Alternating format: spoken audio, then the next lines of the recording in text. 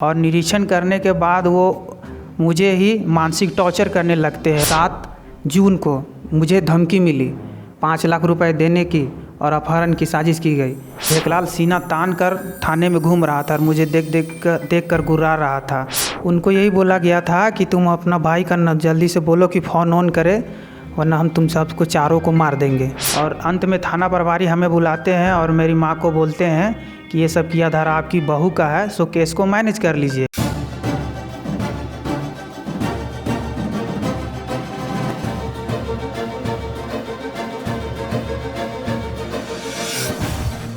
अपने ही लोगों के फरेब से इंसान जाता है मारा।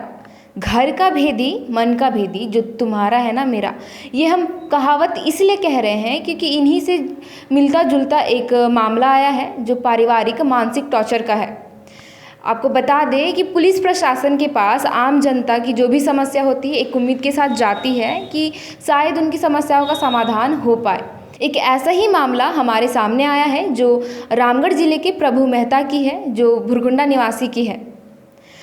वो अपनी समस्याओं को लेकर पुलिस प्रशासन के पास जाते एक उम्मीद के साथ कि शायद उनकी समस्याओं का समाधान हो पाएगा, पर होता ऐसा कुछ भी नहीं है। तो हम उनसे जानते हैं कि पूरा मामला है क्या।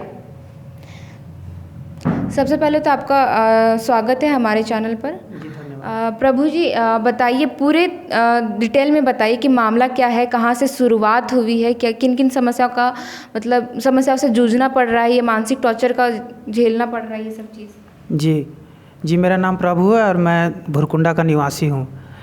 जी, मैं शुरू से अपनी बात को रखता हूँ। सन 2005 में मेरे भाई की शादी हुई जी, वो इचाक थाना के अंतर्गत हुई। शादी होने के बाद मेरी भाभी का कभी मेरे यहाँ मन नहीं लगता था। यहाँ पे उनका ध्यान सिर्फ अपने मायके पे ही रहता था और वो लोग हमेशा हम लोगों को टॉर्चर करते रहते थे और हमेशा धमकी देते रहते थे। धमकी मिलने के बाद हम लोग तकरीबन 3 साल तक अपने गांव भी नहीं गए थे। और जब गांव गए तो कुछ लोग, मेरे भाई का ससुर वासुदेव महतो, उसका भाई मुकेश कुमार और मेरी भाभी और मेरा भाई, ये सब ही जन आए और उसके साथ और कुछ गुंडे आए और घर पे आके हम लोगों के साथ हाथापाई कर दी। उस दौरान हम लोगों ने उसे कुछ पैसे भी दिए थे। उसके बाद भुरकुंडा थाना में आकर एक सुलहनामा हुआ। सुलहनामा में उनको पैसा लिखित आवेदन दिए थे। लिखित आवेदन के बाद भुरकुंडा थाना में एक सुलहनामा हुआ। सुलहनामा होने के बाद उनको पैसे देते गए जो तय हुआ था। उसके अतिरिक्त भी मेरा भाई जब भी आता था तो पैसे अतिरिक्त लेके भी जाता था और मेरी भाभी कभी यहाँ रहती नहीं थी। और इसके बाद 2-4 साल ठीक ठाक चला। इसी साल मई महीने में मेरी शादी हुई। शादी के तकरीबन 10-12 दिन ही बाद 7 जून को मुझे धमकी मिली 5 लाख रुपए देने की और अपहरण की साजिश की गई, जिसकी सूचना मैंने भुरकुंडा थाना को एक आवेदन देकर दी और रामगढ़ एसपी के पास भी गया। और वैसी ही धमकी फिर मुझे 12 जून को भी मिली, जिसके रिकॉर्डिंग है मेरे पास। जब आप पुलिस प्रशासन के पास पहली बार गए तो इस मामले को लेकर वो क्या कहे थे? जब मैं पुलिस प्रशासन के पास पहली बार गया भुरकुंडा थाना, तो उन्होंने मेरा पेपर रखा ही नहीं। उस समय चूँकि कोरोना चल रहा था, डब्बे में रखवाया और पता नहीं उस एप्लीकेशन का क्या किया पता नहीं चला मुझे। तो दूसरी बार जब आप गए तो फिर उसके बाद अपनी समस्या हम लोग को नहीं पता लगा कि ये कार्रवाई करेंगे, मैंने पेपर नहीं लिए तो हम लोग एसपी साहब पास 7 तारीख को ही गए। तो उसकी चिट्ठी 3-4 दिन के बाद थाना पहुंची। तो चिट्ठी पहुंचने के बाद थाना प्रभारी हम लोगों को बुलाया गया। हम लोग को लगा कि कार्रवाई हुआ है, पकड़ा उकड़ा गया है। तो उन्होंने वैसा नहीं किया कि फिर से आवेदन लिखवा के हम लोगों को ले लिया गया आवेदन और बोला कि चले जाइए, ऐसे कार्रवाई करेंगे। उसके बाद फिर 12 तारीख को धमकी मिली। तो 12 तारीख को धमकी मिली तो 12 तारीख को हम लोग फिर लिखित आवेदन दिए एसपी साहब को और थाना में भी सूचना किए। तो एसपी साहब बोले कि एसपी साहब किसी से फ़ोन पे बोले इमीडिएटली ट्रैक करो। उसके बाद वो ट्रैक करने के बाद 14 तारीख को फिर धमकी मिली। तो हम लोग 14 तारीख को एसपी साहब से डायरेक्ट कॉन्टैक्ट किए थे मोबाइल नंबर पे। तो एसपी साहब बोले उनको इधर ही बुलाओ। ये डर से मोबाइल को स्विच ऑफ कर दिए थे। तो 14 तारीख को ही 3rd धमकी फिर इनकी बहन के नंबर पे मिला। धमकी किस तौर पे दिया गया था? धमकी हमेशा अपहरण और फिरौती मांगने के माध्यम से दिया जा रहा था, अज्ञात नंबर से। तो उसके बाद हम लोग एसपी साहब को कॉल किए तो बोले कि उसको बुलाओ, इधर ही बुलाओ रामगढ़ तरफ। तो इनका मोबाइल बंद था, जिसके कारण हम लोग बात नहीं कर पाए। उसके बाद से फिर एसपी साहब को हम लोग को बोले तो कार्रवाई किए। तो 14 तारीख को शाम को हम लोगों को थाना बुलाया गया। थाना आए तो खुलासा किया गया कि फलाने फलाने नाम का आदमी, जो कि इनको जानकारी है बताएंगे। पहले तो पुलिस थाना मतलब कि आपका कोऑपरेट कर रही थी, उसके बाद क्या कुछ हुआ जो फिर पुलिस का रवैया बदल गया आपके प्रति? जी 14 तारीख। और ये बताइए कि जो खुलासा हुआ उनमें किन किन का नाम आया है? जी पहले तो पुलिस कॉर्पोरेट कर रही थी। 14 तारीख को जब खुलासा हुआ उसमें से मुख्य अपराधी में एक भेखलाल मेहता है जिसके पिता का नाम तिलक महतो है, और दूसरी जो साजिश करता है वो मेरी भाभी है पूनम देवी। इन सबों का नाम का खुलासा होते ही पुलिस ने कॉर्पोरेट करना छोड़ दिया। 14 तारीख को रात को बोला गया था कि पकड़ेंगे, और नहीं पकड़ने पर हम लोगों ने संपर्क साधा 16 तारीख को। तो 16 तारीख को केस आयो साहब बोले कि नहीं सो अब उनका लोकेशन गड़बड़ा गया है, सो नहीं पकड़ाता है, आप ही लोग उसका कोई नंबर व्यवस्था कीजिए। तो हम लोग बोले सर हम लोग से कहाँ से नंबर व्यवस्था होगा? तो बोले गांव घर का है इनका, इनसे गांव घर का है तो नंबर व्यवस्था मिल जाएगा। ये कह के हम लोग को थाना से घुमा दिया गया। उसके बाद 1 महीना के बाद फिर जब नहीं पकड़ाया गया तो हम लोग एसपी साहब को लिखित आवेदन दिए कि फलाने फलाने नाम का आदमी है जो कि खुलासा हुआ है, उनको पकड़ा जाए, गिरफ्तारी किया जाए। तो फिर थाना पर एसपी साहब बोले ठीक है एकदम होगा। उसके बाद हम लोग वहाँ से घूम के आ गए। आने के बाद फिर कई एक बार मिलने से कुछ नहीं हुआ। उसके बाद फिर 30/8 को इनकी माँ से इनकी भाभी इनकी रास्ता पूछने लगे कि ये हजारीबाग बीच में आना जाना करते हैं, तो इनसे रास्ता पूछा जा रहा था कि किधर से आते जाते हो। तो लिखित सूचना हम लोगों ने बड़ा बाबू को दिए जो उस समय अखिलेश चौबे थाना प्रभारी थे। उसके बाद एसपी साहब को भी लिखित दिए। तो उस समय फिर उसके बाद 10 तारीख को हम लोग को थाना बुलाया गया, और 10 तारीख को हम लोग को थाना में उल्टे डांट फटकार मिलना चालू हो गया कि आपकी भाभी का ही नाम आ रहा है, घर का मैटर है, सुलहनामा कर लो, ये सब बोला जाने लगा। तो कॉम्प्रोमाइज़ करने के लिए कहा जाने लगा। अच्छा, आप ये बता सकते हैं कि जो धमकी फिरौती की मांग ये पहले कभी भी हुई थी या फिर ये साल 2021 में ही हुई है? जी पहले कभी नहीं हुई है फिरौती की मांग। हाँ जी, पहले वो उसका भाई मतलब मेरी भाभी का भाई बोलते हैं एमसीसी के नाम से भी धमकी देता था कि जी नक्सली संगठन है कि तुमको उठवा लेंगे, मार के फेंक देंगे। कितना फिरौती मांग की गई थी जब आपको धमकी मिली? 5 लाख से बढ़ा करके 10 लाख। तो शुरुआत में जब आपको धमकी मिली फर्स्ट फिरौती में 5 लाख मांगा गया, दूसरे फिरौती में बढ़ाकर 10 लाख कर दिया गया। आपने कहा कि जब इनका फ़ोन ऑफ था तो इनकी बहन को एक फ़ोन आता है अज्ञात नंबर से, तब उनको क्या धमकी दिया गया था? उनको यही बोला गया था कि तुम अपना भाई का जल्दी से बोलो कि फ़ोन ऑन करे, वरना हम तुम सबको चारों को मार देंगे। चारों में किन को मारने की धमकी दे रहे थे? चारों में एक मैं और मेरी वाइफ, मेरी माँ और मेरी बहन। तो ये जो मामला है तो आप कहाँ कहाँ लेकर के गए अपनी समस्याओं को लेकर के? थाना प्रभारी, एसपी, इसके बाद डीआईजी। उसके बाद भी कुछ नहीं हो पाया? कुछ नहीं हो पाया। तो डीआईजी के पास जब आप अपनी समस्या को लेकर के गए, हालांकि एसपी के साहब जब ये खुलासा हुआ कि इस मामले में आपकी भाभी और भी परिजन ही मतलब इस मामले में है, तो उसके बाद आपको कह रहे थे कि आपस में सुलहनामा कर लीजिए। तो अब डीआईजी के पास आप गए तो तब उन्होंने क्या कहा? डीआईजी ने कहा कि कार्रवाई होगा, बिल्कुल होगा। कब तक होगा? कुछ ऐसा कुछ आश्वासन नहीं मिला मैम। बस 2 बार डीआईजी के पास गए हैं, लिखित आवेदन के दिए, फिर भी अभी तक कुछ नहीं हुआ। दूसरी बार जब ये डीआईजी के पास लिखित आवेदन लेकर जाते हैं, उससे पहले 10 तारीख को कुमुद बागी जो केस आयोग है इन्हें बुलाकर थाने बुलाती है और पूछताछ करती है। तो हम इनसे जानते हैं कि कुमुद बागे जो आपको थाना बुलाए, उसके बाद क्या कुछ आप दोनों के बीच में बातचीत हुआ और क्या कुछ था वहाँ पे? जी जब हम, मेरी माँ और मेरी बहन जब थाने पहुँचे 10 तारीख को, तो वहाँ देखे कि पहले से भेखलाल जो कि अपराधी है वो पहुँचा हुआ था, और उसके साथ मेरा भाई भी पहुँचा हुआ था। और जो भेखलाल को देखकर जब मैंने कहा कुमुद बागी साहब को जो केस आयोग हैं कि सर इसको गिरफ्तार कीजिए, ये अपराधी है, अपराधी तो खुलेआम घूम रहा है, तो केस आयोग ने मुझे कहा कि ये अपराधी नहीं है, इसका सिर्फ मिसयूज हुआ है। और भेखलाल सीना तान कर थाने में घूम रहा था और मुझे देख कर गुर्रा रहा था। जब इस तरह से अपराधी थाने में घूमेंगे तो हम सबों को न्याय कहाँ मिलेगा?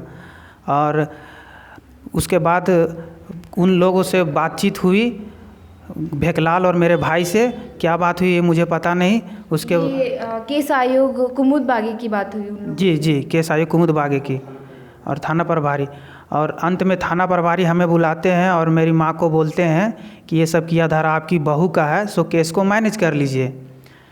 इसके बाद क्या कुछ होता है कि इसमें एक आवेदन, लिखित आवेदन में लिखा हुआ है कि केस आयोग आपके घर भी आते हैं, उसके बाद क्या करती है? जी, केस आयोग मेरे घर पे आते हैं दिनांक 18 तारीख को, 18 सितंबर को, और घर का निरीक्षण करते हैं। और निरीक्षण करने के बाद वो मुझे ही मानसिक टॉर्चर करने लगते हैं और बोलते हैं कि इन सब का साजिश करता तुम ही है और तुम ही अपनी माँ से 5 लाख रुपए लेने के लिए ये सब करवाया है। मतलब पूरा मामला उल्टा आप पे थोप दिया गया? थोप दिया जाता है जी मैम जी। जब आपको पता चला, जब पुलिस आयोग, वहाँ पे केस आयोग ने कहा आप लोग को बुला करके कि ये जो मामला है आपकी बहू के द्वारा किया जा रहा है, तो उसके बाद आपकी बहन वहाँ पे क्या बीत रहा था? मतलब क्या कुछ था कि अपने ही परिवार के लोग फूट डालने की कोशिश कर रहे? जी जी, मेरी माँ को तो बहुत शौक लगा कि ये सब सुन के कि इसमें मेरी बहू ही शामिल है, और मेरी बहन तो बहुत रो रही थी। हम लोग बहुत परेशान हो चुके थे ये सब से। इस वक्त हमारे साथ मौजूद है पीड़ित के रिश्तेदार अशोक कुमार मेहता जी। तो हम उनसे जानते हैं कि जो पूरा मामला है उसके बारे में क्या कुछ जानकारी है। जैसा कि इन्होंने बताया, प्रभु मेहता ने, कि पुलिस प्रशासन शुरू में कह रही थी कि जो भी अपराधी है इनकी भाभी है और भी उनसे जुड़े लोग हैं, और आखिरकार लास्ट में कहती है, आखिर अंत में, कि जो अपराधी आपकी भाभी है तो आपस में आप लोग मैनेज कर लीजिए, नहीं तो उल्टा आप फंसिएगा। तो इस पर आप क्या कहेंगे कि प्रशासन का रवैया कभी बदलता है, कभी नहीं बदलता है, कभी साथ?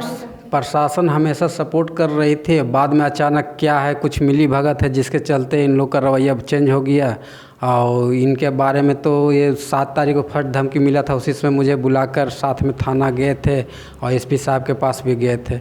डीआईजी साहब को भी लिखित आवेदन दिया गया, वो उन्होंने आश्वासन दिए कि सब केस को देखेंगे, लेकिन अभी तक तो कुछ नहीं हुआ। ये आश्वासन दिए कितने दिन हो गए डीआईजी की तरफ? डीआईजी के आश्वासन हम लोग 2 बार लिखित आवेदन दिए, जिसमें एक वाला में 1 महीना हो गया, दूसरे वाले में करीबन 20 दिन का लगभग 10 दिन का फासला हो गया है। फिर भी अभी तक कुछ नहीं हुआ है। अच्छा, जैसे कि प्रभु मेहता ने बताया कि जब 14 तारीख को अपराधियों का खुलासा हुआ, तब पुलिस प्रशासन कह रही थी कि रेड डालेगी, पर उस दिन रेड ना डालकर पुलिस प्रशासन दूसरे तीसरे दिन शांत हो गई। तो इस पर क्या कहेंगे? कि इस पे मुझे लगता है कि इनकी भाभी के द्वारा मिली भगत होगा, कुछ तो अपना कर ली, तभी तो प्रशासन शांत हो गई। और इसमें अब क्या कहा जा सकता है, जब बोला गया कि रेड मारेंगे 10 तारीख को, 14 तारीख को रात में, और सुबह नहीं रेड मारा गया, तो हम लोग 20 तारीख या 18-19 तारीख को थाना आए और पूछे, तो उन लोगों ने हम ही लोगों को बोलने लगा कि तुम ही लोग किसी प्रकार उसका लोकेशन लाओ, कोई नंबर लाओ, ये नंबर हमेशा बंद रहता है। ये काम पुलिस प्रशासन का है, और उल्टा आप लोग को कह रहे हैं कि लोकेशन आप लोग ढूंढ कर। ये प्रशासन का काम जो था कि वो हम ही लोग को दिया जा रहा था, फिर प्रशासन के लिए ऊपर सरकार क्यों खर्चा करती है? इतना नहीं करना चाहिए, क्या फ़ायदा है? और इन्हीं के ऊपर सारा मढ़ा जा रहा है कि इन दोषी यही हैं, और जबकि पीड़ित को ही न्याय न मिलने के उन लोग रक्षक ही भक्षक का साथ दे रहे हैं।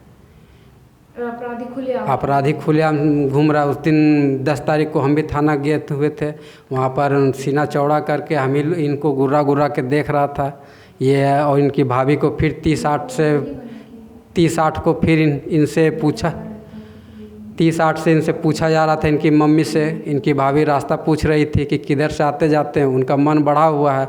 हमें तो लगता है कि इनको मारकर सारा संपत्ति वो जो भी है हड़प लेने के विचार में है, कि नहीं रहेंगे तो भाई हड़पा जाएगा, पत्नी फिर दूसरी शादी करके कहीं चल जाएगा। तो इनकी पत्नी के शादी करने के लिए सारा हमें जिम्मेवार थे, उसे पाला पोसा हमने है, तो फिर हम दूसरा बार कहाँ से खर्चा कर पाएंगे? इसलिए हम इनको सहयोग कर रहे हैं। यहाँ वहाँ जनचर्चा टीवी से आग्रह करते हैं कि पुलिस प्रशासन से मुझे न्याय नहीं मिला, जनचर्चा टीवी से आग्रह करते हैं, निवेदन करते हैं कि मुझे न्याय दिलाया जाए। मतलब प्रभु मेहता को ये जो अपराधी है खुलेआम जो घूम रहे हैं, अब जो प्रशासन का काम होता है कि अपराधी को पकड़े, वो खुलेआम घूम रहे हैं, और उल्टा इन्हें कहा जाता है कि जो अपराधी है उनका लोकेशन ढूंढ कर लाए। तो ये कह रहे हैं कि जो काम प्रशासन का है वो हम क्यों करें? मुझे हमेशा ये भय लगा रहता है कि कहीं मेरी भाभी मेरे साथ कुछ ना करवा दे। हम कहीं भी जाते हैं तो मेरी भाभी मेरी माँ से फ़ोन करके पूछती है, मेरा लोकेशन जानती है, और वो एक मुख्य अपराधी भी है। वो मेरी जान मरवा कर मेरा सारा संपत्ति हड़पना चाहती है। इसलिए हम सारे प्रशासन से भी घूम फिर के बहुत परेशान हो चुके हैं, कहीं न्याय नहीं मिल रहा है। इसलिए आज हम जनचर्चा टीवी पर अपना बात रखे हैं, उम्मीद करते हैं कि मुझे न्याय मिलेगा। बहुत बहुत शुक्रिया प्रभु मेहता और अशोक मेहता जी, जो अपनी समस्या को जनचर्चा टीवी के माध्यम से आप रखे। तो उम्मीद यही करते हैं कि जो एसपी साहब आपका जो काम है आम जनता की जो भी समस्या है उनका समाधान करना, और आपके ही क्षेत्र में इस तरीके की समस्या लेकर लोग घूम रहे हैं और अपराधी खुलेआम घूम रहे हैं, उसके बावजूद भी आप इनकी समस्याओं का समाधान नहीं हो पा रहा है। आखिरकार ये एक उम्मीद के साथ हमारे पास आते हैं कि हमारे ज़रिए शायद इनकी समस्या का समाधान हो सके। इन्होंने जैसा बताया कि केस आयोग इन्हें अपने पास बुलाती है और कहती है कि अपराधी जो इनकी भाभी है उनसे ये जो भी बात है वो मैनेज कर लें, और नहीं तो ये उल्टा फंसेंगे। तो ये कहाँ से ये बात सही है? जो काम आप लोगों का है वो आप कर नहीं रहे, तो आखिर आम जनता जाएगी कहाँ? उम्मीद है और आपसे नम्र निवेदन है कि आप अपने ही क्षेत्र के जो लोगों की समस्या उनका समाधान करें। इसी के साथ आप तमाम खबरों के लिए जुड़े रहे जनचर्चा टीवी के साथ। मैं श्रेया रतन, रांची।